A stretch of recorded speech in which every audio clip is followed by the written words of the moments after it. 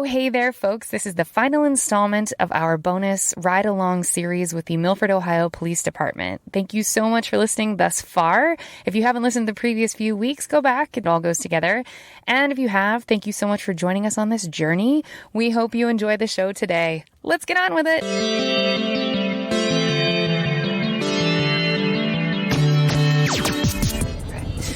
Can you speak generally about what it's like to be just a female officer in general? Very hard. I think it's by individual. I've seen female officers that, don't care either way. Myself, I think I can probably speak for Dennis as well. It's just, you work so much harder and you train outside so much harder just to hopefully be looked at as an equal, and you're never gonna be looked at. I mean, you're always gonna be the weakest link. And not that my department makes you feel that way. I'm not saying that at all. I'm just saying in general, you just put a lot more stress and a lot more pressure on yourself to be one of the guys, in a sense. You don't want to be looked at as, I don't want her, back me up. Does that make sense? Because the female, I mean, we are weaker. As far as muscle and stuff like that, it's just no matter what you are. And I think, the good female officers just beat themselves up a whole lot more because they want to be looked at as equal to their partners. Mm-hmm. And it's a hard thing.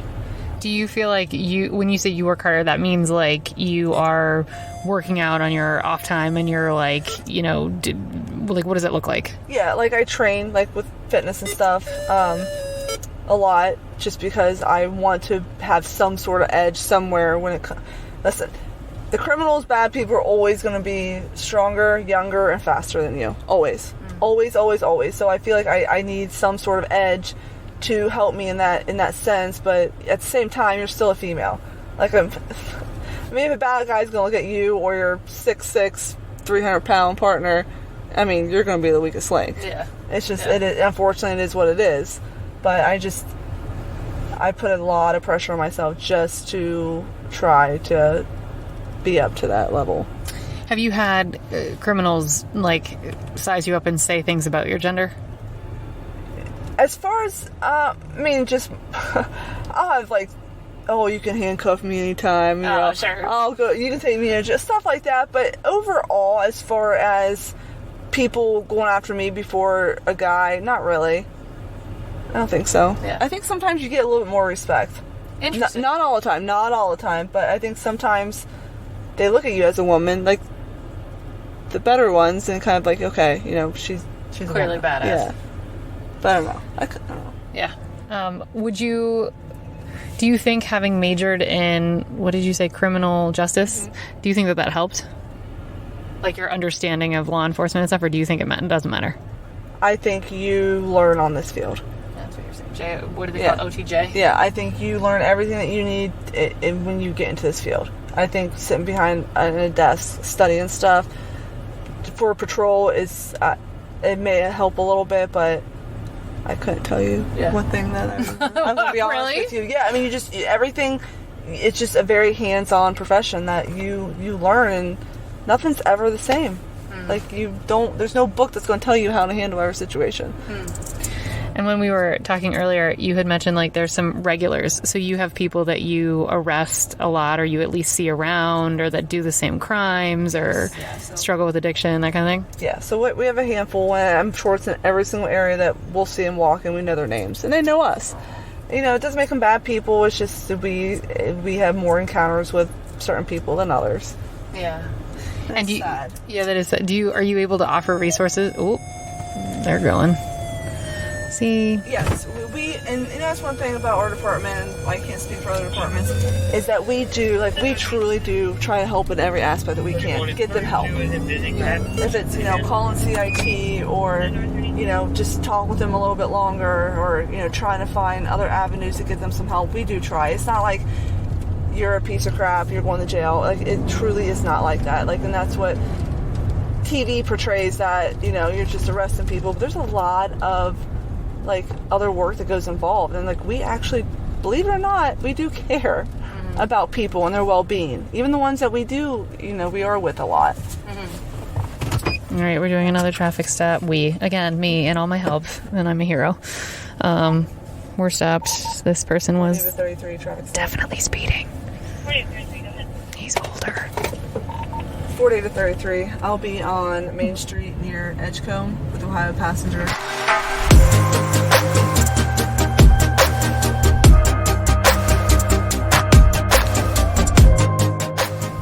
She just put her sunglasses down. I don't think she's given this guy just a warning.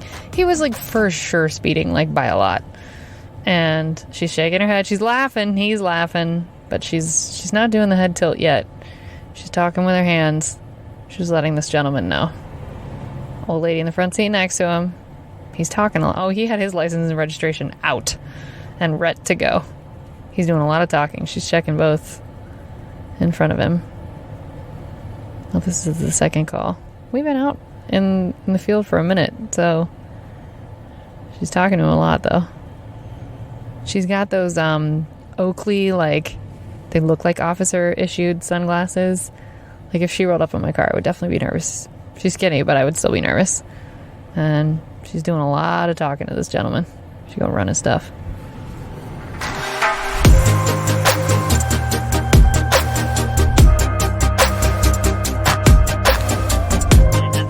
Okay, what's your personal philosophy as a police officer? Like, what do you try to do? I try to see the good in everybody because I think there's good in everybody. Maybe just a little bit of good, but I think there's some kind of good in everybody. Do you really feel that way? That it's in everybody? I do. I think everybody has some sort of good in them. At least the people that I've encountered with, and I never want to just absolutely ruin somebody's day or life. I mean, obviously they're making choices. That's on them. But I'm not going to throw the book at somebody in every single situation that I can because we're human and we all make mistakes. That's awesome. Has there ever been anybody you let go that you like stopped later and you were like, damn it, I should have gotten them? No. Good job, you.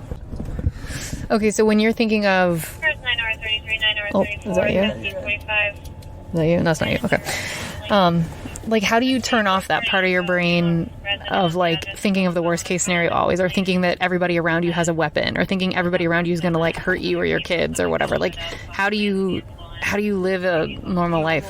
I don't think you do. At least I don't. Like, I constantly, off duty, you think of worst case scenarios all the time. With your kids in the car or not, or just walking somewhere, and just why I usually don't go out in crowds a whole lot, because I can't say you can't. Now my husband's completely different. He can turn it off in a second. He leaves it at the door. I have a very hard time leaving my job at the front door. So it's just, I think it no matter who you are, it changes you in some aspect. Mm-hmm. And have people commented that, like, they don't see you as much, or like they think that you're like more closed off or anything like that? Yes. Yeah. A few close people, and obviously I'm not gonna say their names, but yeah, it's not their fault. Like, I think this job literally just changes your psyche a little bit, and you just are more on guard and makes you come off as more, I don't want to say a cold person, just more maybe jaded, or just a lot more alert than what the normal citizen is on a daily basis. How do you balance that with like I think if it were me, I would have to become a robot, because if I felt everything, I would just constantly be a mess on the floor and I wouldn't be able to do the job. So how do you find yourself on guard emotionally? Like, how do you protect yourself that way in this job? Like, on duty with calls? It's hard. And I'm not going to say I'm perfect, because it was a lot worse in the beginning than it is now. Like, there's times that you obviously have to keep your composure during that situation. Like, no matter what, you got to keep yourself together. But afterwards, I mean, there's numerous times when I first started that I'll get my cruiser and just the tears come down, especially when it comes to kids. That's a very, very, very hard thing, especially when you have kids. But, the best thing that you can do in law enforcement is, when you get off duty, is leave that at the door. And that is a very, very hard trait to come by, and I'm not good at it. My husband is, I'm not, so I'm still, so if somebody has a secret to that, they can let me know, but it's hard. Well, and also, like, we sort of expect you all to be robots, and then we don't, but we also want you to be human, but robots, but human, but robot, and it's just like, it's that balance of like, you know, I think it's very easy to forget that you guys have feelings and thoughts, and like, you know, you also like, I don't know, that this would be hard. It's just a hard job. It's just a really hard job. What is if you were going to, what's a perfect world? Like, if you were going to describe, like, would it be a world where we didn't need, like, where there be no bad guys? Would that be, like, a perfect world? Yeah, but we both know that's never going to happen. That's right. It's just a world that people actually get along, and, you know, but that's never going to exist, ever. So I don't even, like, think of that, because it's never going to happen, yeah. Have you ever felt like... No, I don't want to ask that. Let me change that. How do I want to say this? No, I don't want to ask that either. I'm trying to think of a different way to ask it that doesn't sound so like Pollyanna, like everything's great. If you could educate people on one thing that you think would just generally make a difference with either interacting with law enforcement or just being a human in the world, what would be something that you would tell people that would be helpful for them to know? When you first ask that, the first thing that comes to my mind is just comply. You know, I think people want to go against the grain sometimes, and listen, there's bad decisions officers make. I'm not justifying every decision that an officer's ever made. We all make mistakes, but if just comply and then complain later. You know, just comply, and then if that officer is in the wrong, complain, and it'll get, trust me, when complaints come in, they get looked at. They don't get shoved underneath the rug. It becomes an investigation, so just comply. It's going to save everybody heartbreak and tears and, you know, families and friends. Just comply and listen, and then complain later if there's a complaint. Yeah. Is there a law that, I know this exists in the military, is there a law that, or some sort of rule that you and your husband will never be in the same jurisdiction or on the same squad or in the same, I don't know what the words would be, but like in the military, like brothers couldn't serve together? I know that there's departments that have married people in them. Oh, really? But they don't work on the same shift. Him and I obviously are not in the same department, so we never have to worry about that, but there is some, they call it nepotism, is that right? Yeah. Local departments that you can't join the force if you have a brother or sister or husband or wife or something. And I get it. I mean, it changes the dynamic of calls, and you're always going to be worried more about that person. Well, I would also think, like, if something, especially if you have kids, if something happens to both of you, it's like, Jesus, like, yeah. We are at the one movie theater in the town where I grew up, and it has a ridiculously massive parking lot. Like, they do not need this many parking spots, in my opinion. Not anymore. No. Oh, it used to be busy? Oh, back in the day when COVID hit, it was. Oh, really? Yeah, I wouldn't say completely full, but like Thanksgiving, all like those big holidays. Sure, big holidays. Yeah, but this is pretty massive. Yeah. And Officer Wilson was saying, what were you telling me before about this parking lot? So, some of these big parking lots late at night, you'll find cars by themselves with their windows all steamed out. We all can imagine what was going on in that. It's just random places like that, or back behind school buildings, or just, they think they're being sneaky, but like that's one of the places we always go and look. So how do you break it up? You just knock on the window? Knock on the window and tell them to put clothes on, and then usually ask for the ID. But I mean, obviously, if it's too adult, I mean, can you cite them? You can. I've never done it. If it's juveniles, then we call mommy and daddy. Do you really? Yes. Oh, that's hilarious. I don't want to know if my kid is. I would too. Oh yeah. But are they just like in tears, like, please don't tell my parents that we're screwing? Yeah. Aw, bless them. I know, bless their hearts. I'd be mad if an officer didn't call me and my kids were doing that. Yeah, I would be too, I guess. What do you see, like, is it the kind of the same thing in like the Target parking lot as like just like running plates, seeing who's got stuff out? Yeah, I don't usually put them too much. It's just luck. It's being at the right place at the right time is all it is. Yeah. Just get behind the right car. Now, if we were, so like you were saying before, if we were in Cincinnati proper right now, we would just be call. They call it chasing the radio. Oof. But, I mean, we have days like that, too. Really? It's kind of weird that it hasn't been like that. Yeah.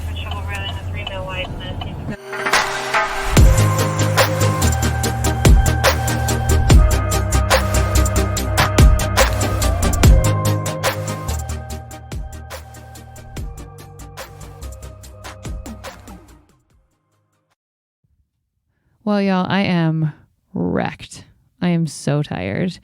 And I only did a 6-hour shift. And listening to the 2 female officers that I was with today discuss their lives outside of being police officers, they both have full-fledged farms. They both take care of a shitload of animals. Officer Wilson has children.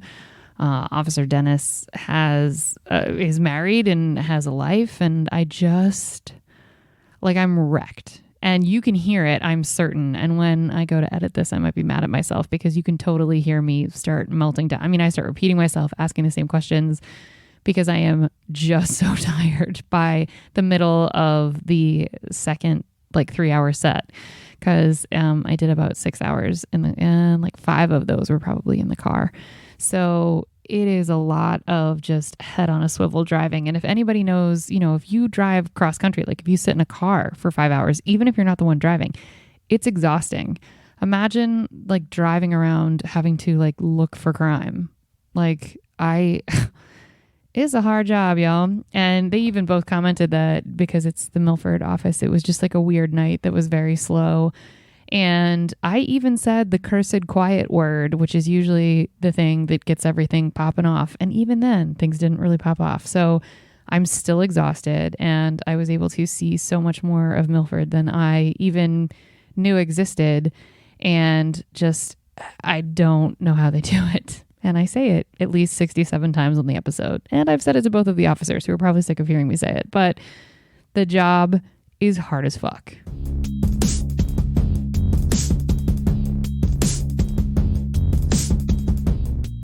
That's going to do it for us here at Service from Hell for the final installment of the Milford Ride Along Police Department episodes. Thank you so much for listening. These bonus episodes were really harrowing to make because it was just an intense experience. And I'm super grateful, like I said, to officers Mahan, Dennis, and Wilson for letting this happen and for Chief Mills for overseeing it all. So what a great experience. What an interesting experience. What a fraught experience. What an everything experience. And I'm really grateful to both of those officers who are female for sharing what their experience has been like working in a male-dominated field with a lot of intensity and a lot of the roller coaster and a lot of the up and down. So yeah, I'm really grateful for their time. This was such a long series because they gave me so much of their time for audio and recording, and I wanted you all to be able to hear what it was like. So thank you all so much for joining us on this journey. And we will get back to our regularly, why that word is hard to say, our regularly scheduled interviews and the normal format starting next week. Thank you folks so much for listening. Good night.